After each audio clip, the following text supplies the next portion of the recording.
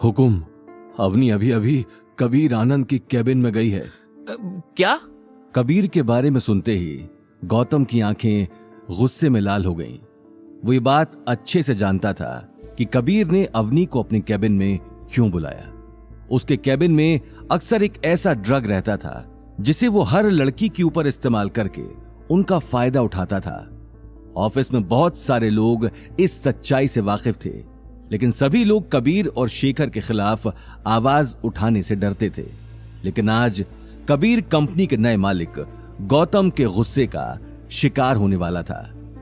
मुंशी जी की बात सुनते ही गौतम चेक लेकर कबीर के कैबिन की तरफ चला गया। गौतम को जाता हुआ देखकर अभिनव हक्का बक्का रह गया और उसके पीछे जाने लगा। उसी वक्त मुंशी ने हाथ के इशारे से उसे रोक दिया। आपको कहीं जाने की जरूरत ना है, हुकुम ये मामला खुद देख लेंगे। और हाँ, ध्यान रहे, हुकुम की असली पहचान किसी को पता नहीं लगनी चाहिए। चोखी बात ना होगी। जी मुंशी जी। वहीं दूसरी तरफ अवनी कबीर के कैबिन में पहुंच चुकी थी, जो बिल्डिंग के 4th फ्लोर पर था। गौतम को अभी भी 10th फ्लोर क्रॉस करके अवनी तक पहुंचना था, जिस वजह से गौतम की आंखों में बेचैनी बढ़ती जा रही थी। लेकिन वहीं कबीर अपने काम में लग चुका था। उसके हाथ में रेड वाइन का ग्लास था और सामने एक शानदार सोफे पर अवनी बैठी हुई थी। अवनी ने कबीर के कैबिन में आते ही उसे सारी बात बता दी। अवनी की बात सुनते ही कबीर उसके पास जाकर बैठ गया और उसे बार बार गंदी नजरों से देखने लगा। ओ अवनी, इतनी बड़ी बात हो गई और तुम मेरे पास अब आ रही हो। तुम्हें तो मेरे पास सबसे पहले आ जाना चाहिए था। ये बात कहते हुए उसने अवनी की तरफ रेड वाइन का ग्लास बढ़ा दिया। कबीर, मैं ड्रिंक नहीं करती। ये क्या बात हुई? तुम यहां तक आई हो तो मेरे साथ पीना तो पड़ेगा।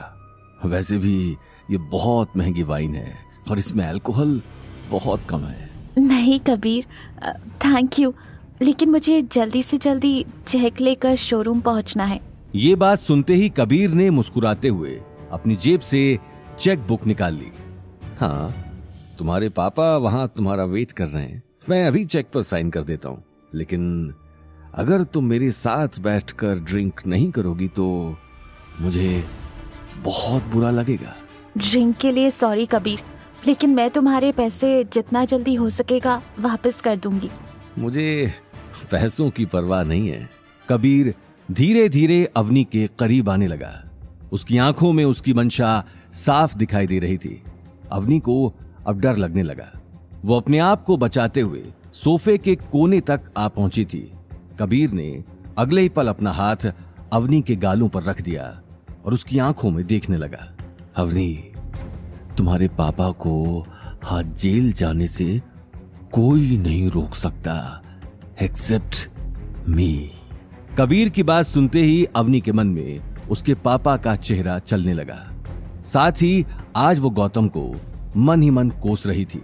कम on Avni, it's just one drink. Drink करो और चेक ले जाओ। इसमें इतना क्या सोचना। ड्रिंक करने के बाद तुम पैसे दे दोगे ना? ऑफ कोर्स, पैसा मेरे लिए कोई बड़ी बात नहीं है। कबीर ने धीरे धीरे अवनी के पास वाइन का ग्लास बढ़ा दिया और उसकी आंखों में देखने लगा। वो मन ही मन अवनी के साथ रात गुजारने का प्लान बना चुका था। उसकी नजर कभी अवनी की टांगों पर चली जाती तो कभी वो अवनी के होंठ देखने लगता। वहीं अवनी घबराते हुए वाइन से भरे ग्लास को देखने लगी। उसके सामने अब कोई रास्ता नहीं था, लेकिन ग्लास अपने होठों के आगे बढ़ाने से पहले ही उसे दरवाजे की जोरदार आवाज सुनाई दी। आवाज सुनते ही कबीर का चेहरा गुस्से में लाल हो गया। सामने गौतम खड़ा था। अवनी के हाथ में वाइन का ग्लास देखते ही गौतम गुस्से में कबीर को देखने लगा। कौन है बे तू और ऐसे अंदर कैसे आ गया? गौतम, तुम यहाँ क्या कर रहे हो? अवनी, अगर मैं टाइम पर नहीं आता तो ये आदमी तुम्हारे साथ। गौतम, तुम ये बात सोच भी कैसे सकते हो? मैं यहाँ कबीर से मदद मांगने आई हूँ और कबीर मुझे पैसे देने के लिए तैयार भी है। अवनी, तुम इस आदमी को जानती नहीं हो। अबे ओ, बहुत हुआ तेरा। तू जानता भी है किससे बात कर रहा है। रुक, तुझे तो कबीर ये कहते हुए गौतम को मारने के लिए आगे बढ़ गया। कबीर, एक मिनट, ये मेरा हस्बैंड है। ओह, तो यही है वो घर जमाई, मनहूस कहीं का। अवनी से कहो कि अभी के अभी मेरे पैरों में गिरकर मुझसे माफी मांगे, वरना आज ये आदमी यहां से जिंदा बचकर नहीं जाएगा। और ये चेक तो तुम भूल ही जाना। ये बात कहते हुए कबीर गौतम की आंखों में आंखें डालकर देखने लगा। उसके हाथों में 30 लाख का चेक था, लेकिन गौतम की आंखों में दूर दूर तक डर नहीं था।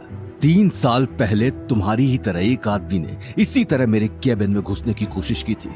उसके घर वाले आज तक उसकी लाश ढूंढ रहे हैं। मरने के बाद भी उसकी फैमिली उसकी शक्ल नहीं देख पाई। गौतम, खड़े खड़े देख क्या रहे हो? कबीर से माफी मांगो और ये बात यही खत्म करो। लेकिन क्यों? मैं क्यों माफी मांगू? और वो भी इस आदमी से? अवनी, इस आदमी की खोखली बातों से डरने की जरूरत नहीं है। ये कुत्ता सिवाय भौंकने के कुछ नहीं करेगा। ये बात सुनते ही कबीर ने आगे आकर गौतम का कॉलर पकड़ लिया। अवनी बीच में आकर उसे समझाने लगी, लेकिन अब बात बहुत आगे बढ़ चुकी थी। कुत्ता साले, अब तू गया 2 टके के घर जमाई। अब देखिए कुत्ता क्या करता है। आज के आज मैंने तेरी चर्बी नहीं उतारी तो मेरा नाम भी कबीर आनंद नहीं। कबीर ये कहते ही अपना मोबाइल निकालकर एक नंबर डायल करता है। ये देखकर अवनी की आंखों से आंसू बहने लगे, लेकिन गौतम अब तक शांत ही खड़ा था। हेलो इंस्पेक्टर शिवा, कबीर आनंद बोल रहा हूं। अभी कभी मैरियट आ जाइए, एक आदमी की खाल उधेड़नी है। अपनी बात कहकर कबीर गुस्से में फोन काटकर अवनी को देखने लगा। अवनी, चेक तो तुम भूल ही जाओ। अब ये फटीचर आदमी जेल जाएगा और वहां इसकी जिंदगी। कबीर प्लीज, मैं गौतम की तरफ से तुमसे माफी मांगती हूँ। अवनी, साले को जेल जाने से कोई नहीं रोक सकता, और अब तो तुम्हें मेरे साथ रात गुजारनी होगी। मेरा बिस्तर गर्म करना होगा। ये बात सुनते ही गौतम ने गुस्से में कबीर का कॉलर पकड़कर उसके मुंह पर एक थप्पड़ मार दिया। गौतम, ये क्या किया? तुम जानते नहीं? You are finished man। ये थप्पड़ तुझे कितना महंगा। इससे पहले कि कबीर अपनी बात पूरी कर पाता, उसे दरवाजे से शेखर आनंद पुलिस वालों के साथ आता हुआ दिखाई दिया। डैड, इस कुत्ते ने आपके बेटे पर हाथ उठाने की कोशिश की है। अचानक ही कबीर की नजर हवलदारों पर चली गई, जिन्होंने शेखर आनंद के हाथों में हथकड़ी लगाकर उसे मजबूती से पकड़ा हुआ था। अपने पापा को इस हालत में देखकर कबीर की आंखें फटी की फटी रह गईं।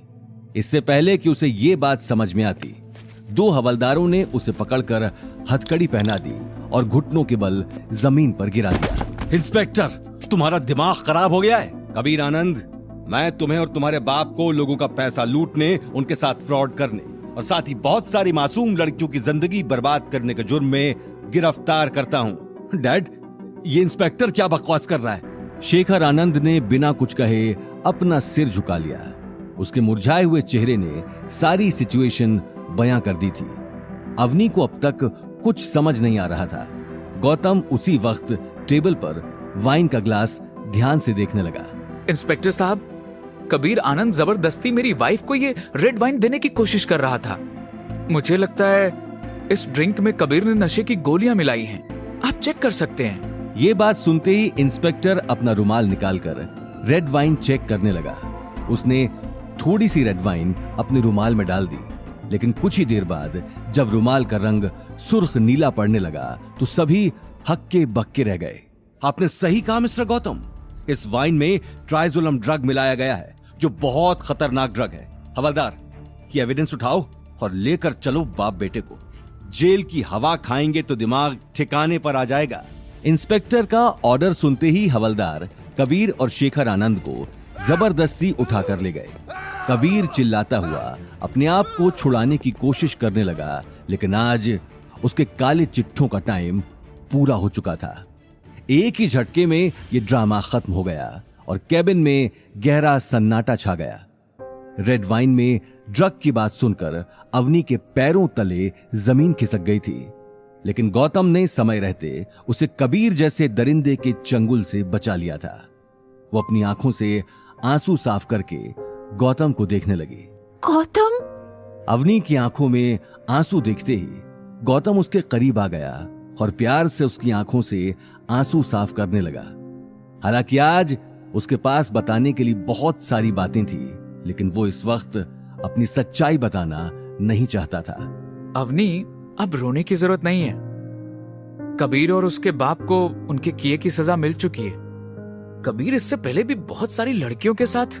इससे पहले कि गौतम आगे कुछ कहता, अवनी रोते हुए सोफे पर बैठ गई। गौतम ने उसी वक्त अपनी जेब से 30 लाख का चेक निकालकर अवनी की तरफ बढ़ा दिया। ये देखो, मैंने डैडी जी को बचाने के लिए पैसों का इंतजाम कर दिया है। क्या? लेकिन तुमने इतना बड़ा अमाउंट इतनी जल्दी कैसे अरेंज कर लिया? गौतम के पास इस बात का जवाब नहीं था। आज अगर वो सच बताता तो बहुत बड़ी मुसीबत में फंस सकता था, इसलिए वो बिना कुछ कहे खामोश खड़ा रहा। गौतम, जवाब दो, तुम्हें ये चेक किसने दिया? अवनी, ये पैसे मैंने अपने एक दोस्त से उधार लिए हैं। उसने हाल ही में अपनी कंपनी से बहुत अच्छा पैसा कमाया है, इसीलिए वो मेरी मदद करने के लिए तैयार हो गया। अवनी हैरानी से उस चेक को देख रही थी। गौतम आज एक के बाद एक बहुत सारी प्रॉब्लम्स ठीक करता जा रहा था। अवनी, हम ये पैसे आराम से वापस कर सकते हैं। मेरे दोस्त को पैसों की जल्दी नहीं है, वैसे भी वो इंडिया से बाहर है। Don't worry about the money. Gautam प्यार से अवनी की आंखों में देखने लगा। शादी के बाद आज उसने पहली बार अवनी की खूबसूरती को इतने करीब से देखा था, लेकिन तभी उसकी नजर घड़ी की तरफ चली गई। अवनी, चलो, हमारे पास सोचने का टाइम नहीं है। सिर्फ 40 मिनट रह गए हैं। शोरूम में मम्मी डैडी हमारा वेट कर रहे होंगे। गौतम की बात सुनते ही अवनी भी घड़ी में टाइम देखने लगी। इस वक्त उसके पास सवाल जवाब का टाइम नहीं था। उसे जल्दी से जल्दी शोरूम पहुंचना था। वो अगले ही पल गौतम के साथ शोरूम जाने के लिए निकल गई। वहीं दूसरी तरफ अनिल और गीता शोरूम के एक कोने में बैठे थे। बहुत सारे हट्टे कट्टे गार्ड्स ने उन्हें घेर रखा था। सभी को सिर्फ मैनेजर के कमांड का ही इंतजार था। साथ ही मैनेजर ने कमिश्नर को फोन करके शोरूम आने के लिए कह दिया था। 10 मिनट रह गए हैं, तुम्हारे दामाद और बेटी भी गायब हैं। मुझे नहीं लगता तुम लोग पैसा दे पाओगे, इसलिए जेल जाने के लिए। इससे पहले कि मैनेजर आगे कुछ कहता, उसे गौतम और अवनी गेट से आते हुए दिखाई दिए। उन दोनों को देखते ही अनिल की आंखें खिल उठी। अवनी बेटा, क्या हुआ? पैसों का कुछ इंतजाम हुआ? मेरा जी गले को आ गया है बेटा। मॉम, डोंट वरी, ये रहा चेक। देखा बेटा, मैंने कहा था ना, कबीर हमारी मदद जरूर करेगा। सोने सा खरा है वो, इस गौतम की तरह नहीं है। चेक को देखते ही गीता की आंखों में खुशी की लहर दौड़ गई और वो गौतम को गुस्से में देखने लगी। देखो, दिखाई दे रहा है ये चेक। खैर, तुम्हारी औकात से बहुत ऊपर है। वो तो अच्छा है कि कबीर मेरी बेटी का दोस्त है, वरना तुम आज के आज मेरी बेटी को तलाक दे दो। मैं अपनी बेटी की जिंदगी तुम्हारे जैसे निकम्मे के साथ खराब होते हुए नहीं देख सकती। कीसा कीसा ख्वाब देखे, लेकिन पल्ले बंद हो ये भूत। गीता ने ये कहते हुए अपने सिर पर हाथ रख लिया और पास में रखी कुर्सी पर बैठ गई। अवनी उसी वक्त गौतम को देखने लगी। मॉम, आप जैसा सोच रही हैं वैसा नहीं है। दरअसल अवनी, तू तो चुप ही रह।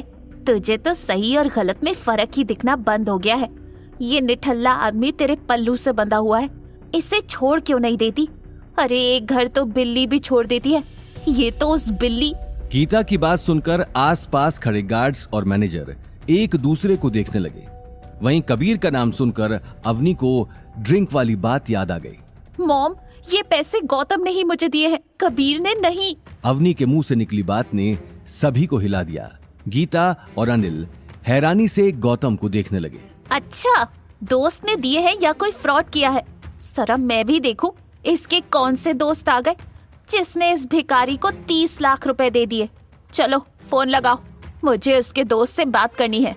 ये बात सुनते ही गौतम हड़बड़ाकर अपने आसपास देखने लगा। वहीं गीता लगातार शक भरी निगाहों से उसे देख रही थी। क्या गौतम पैसों का सच बताएगा?